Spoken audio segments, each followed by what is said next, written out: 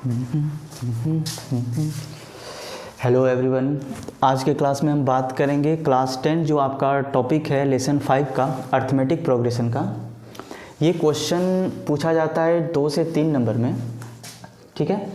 आइए देखते हैं क्या है। लिखा हुआ है an A P consist of 37 term, यानी कोई ए पी है जिसमें टोटल 37 टर्म्स है, ठीक है।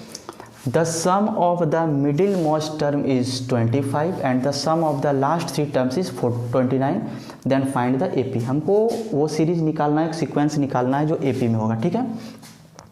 सबसे पहले आपको इस ए पी में दिया हुआ है नंबर ऑफ टर्म्स, ठीक है। Given total number of terms equal to है 37, यानी n है आपके पास 37। अगर इस ए पी का हमको मिडिल टर्म निकालना हो तो हम लोग फॉर्मूला लगाते हैं n + 1/2, ठीक है। यानी 37 + 1/2 38/2, यानी आपके पास जो है ये 19th टर्म जो होता है वो इसका मिडिल टर्म होता है। अब चूंकि क्वेश्चन में है कि the sum of the middle most terms is 225, ये तो हमको पता नहीं है कि मिडिल मोस्ट टर्म जो है उसका बस सम दिया है 225, तो हम लोग कंसीडर कर लेते हैं। Let 3 middle most terms are, पहला टर्म को मान लेते हैं a - d, ठीक है, दूसरा a और तीसरा a + d।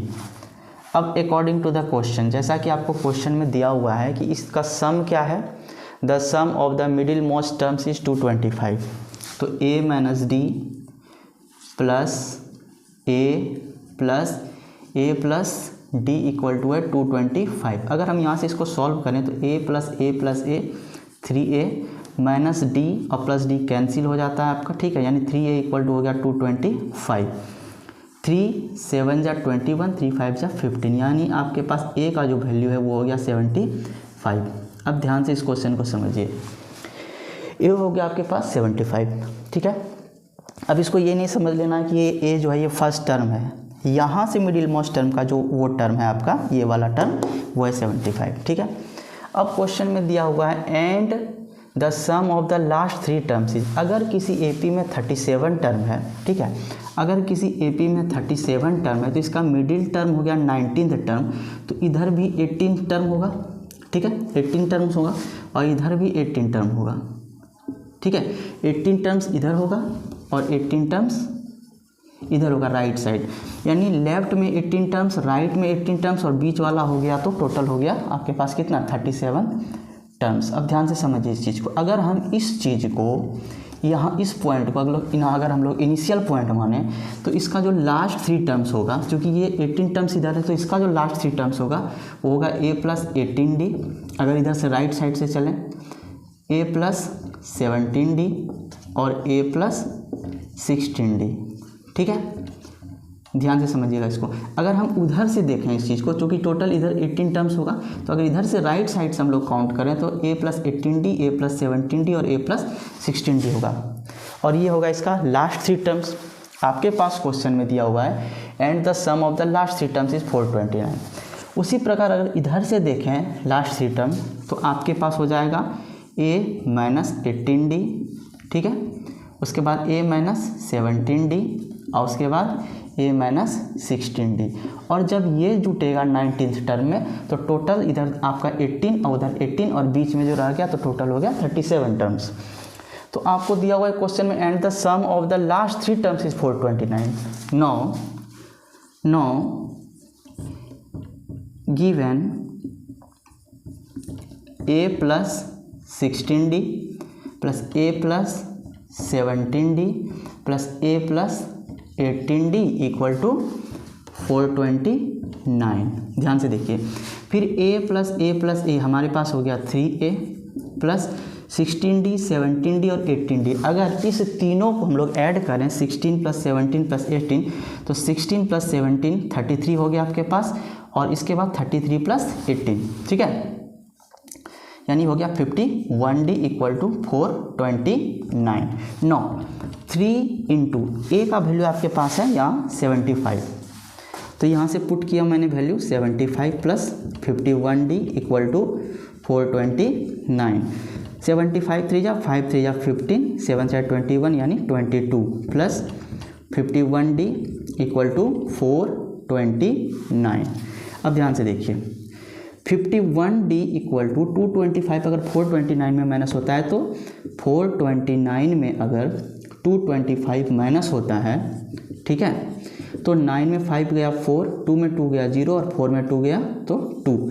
51 से 204 4 टाइम्स में होता है डिवाइड, तो आपके पास D का वैल्यू भी हो गया 4।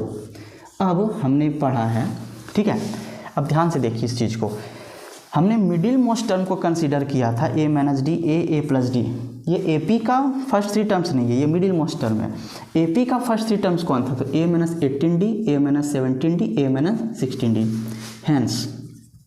Hence the first 3 terms are, ठीक है। तो a minus 18D equal to a का वैल्यू है 75 माइनस 18 इंटू डी का वैल्यू 4, यानी हो गया कितना 75 माइनस 18 4 जा 72, ठीक है।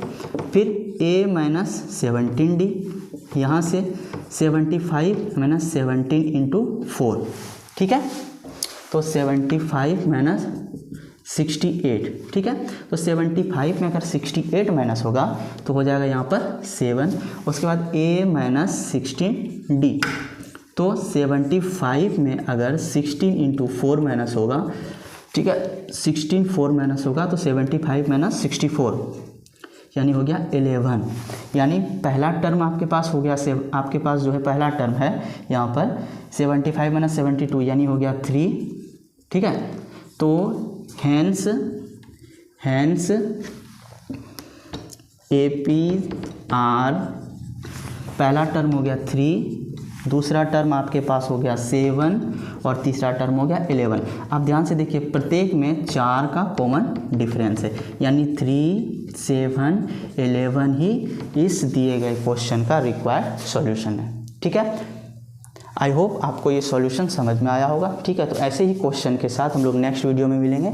जनरली ये क्वेश्चन जो है 3 मार्क्स में पूछा जाता है, 2 से 3 मार्क्स में, okay. Then thanks for watching this video.